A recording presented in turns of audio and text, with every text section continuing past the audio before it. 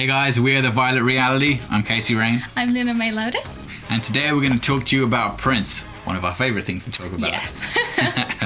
So you might know that Prince recently released his album HitNRun Phase 2, and he experimented with the release in a very unique way with this album. What he did was that he provided the album in bulk to various fans who then set up their own online stores to ship and sell the album to other fans. But this isn't the first time that Prince has been experimenting with distributing his music in various ways. So this will be a history of Prince's experiments with distributing his music. In 1993, Prince recorded an album called The Undertaker, which was a blues rock album with Sonny T and Michael B, just the three of them. It included a cover of the Rolling Stones' hit Honky Tonk Women. In 1994, this was due to come out on the cover of Guitar World magazine, but Warner Brothers, Prince's label at the time, blocked that from happening. But that was a really unique idea, and it's sad that they didn't get to proceed with that. Actually, Warner Brothers demanded that all the CDs that had already been manufactured be coated with a plastic layer that would render them unplayable. But some copies did get out, and so we do have that album, even though it was never officially released on CD. In 1997, Prince released a 5-disc set called Crystal Ball that was only available through his exclusive phone line 1-800-NEW-FUNK. This 5-disc set contained of 3 discs full of previously unreleased songs from his vault. And then there was a 4th acoustic disc called The Truth. There was also a 5th disc, and it was called Kama Sutra, and it was credited to the NPG Orchestra. Later on, a 4-disc version of Crystal Ball was released for purchase in stores. However, this album did not have the 5th album, Kama Sutra, on it, and the packaging for this album was different. And this is what it looked like when you bought Crystal Ball in store.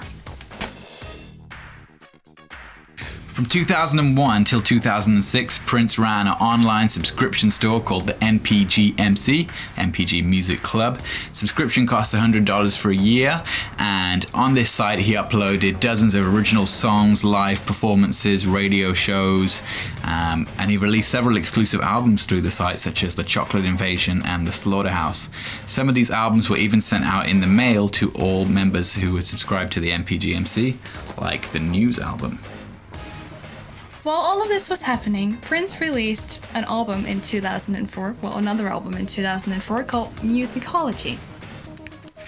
He gave this album away for free at his Musicology tour to everyone that attended that tour at the time, and it was the highest grossing tour that year.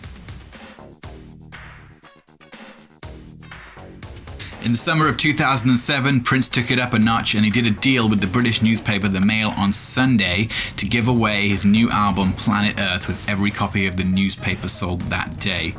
At the time, Prince had also announced his residency at the O2 in London, and the album was also given away to everyone that attended each of the 21 nights of that tour, of which I saw 5. This was the version that was given away at the concerts.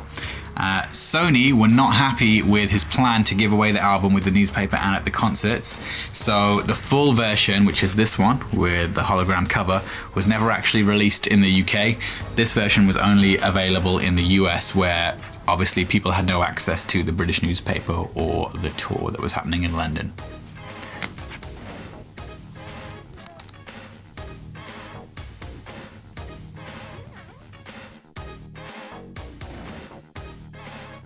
While Prince was on his 21 Nights tour, he would play at a club called the Indigo Club. He would play after shows there. He would record some of these after shows, and later on he would edit some of these recordings and then put them on an album called Indigo Nights. This album was given away for free in this book that Prince made, called 21 Nights as well. It was a coffee table book, and it was made to commemorate the tour. In 2009, Prince set up a brand new website called lotusflower.com.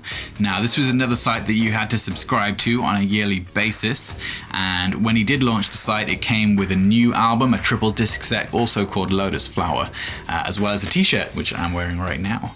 The 3-disc set included the rock album Lotus Flower, the synth album MPLSOUND, and an album called Elixir by his new protege Bria Valente.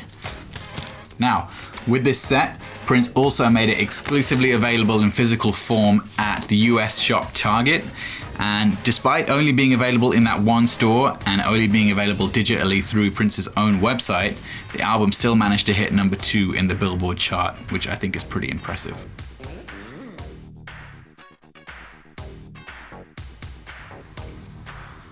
In 2010, Prince released the album 2010. Following the model he had already set with his album Planet Earth, which was releasing an album through the newspaper, he released 2010 through various newspapers in various countries. In the United Kingdom, the lucky newspaper was the Daily Mirror. In Belgium, it was De Gentenaar and Het Nieuwsblad. In Germany, 2010 was released through the Rolling Stone.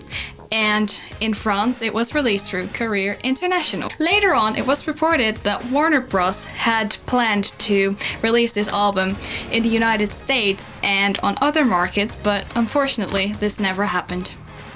So this album, right here, 2010, remains to be the only Prince album that has never had its original release in the United States.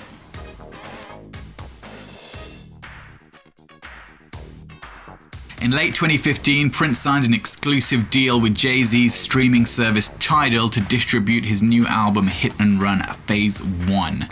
Later on, there would be a limited edition physical release of HitNRun as well.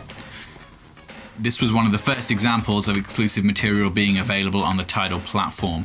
More recently, other artists have been doing the same thing, including Kanye West with his new album The Life of Pablo. In December of last year, 2015, Prince surprised all of his Prince fans with a new album that he made called HitNRun Phase 2. He released his album on Tidal at first, and we didn't know if there was going to be a physical release or not, but you know, we're talking about Prince, so obviously there was going to be a physical release at some point.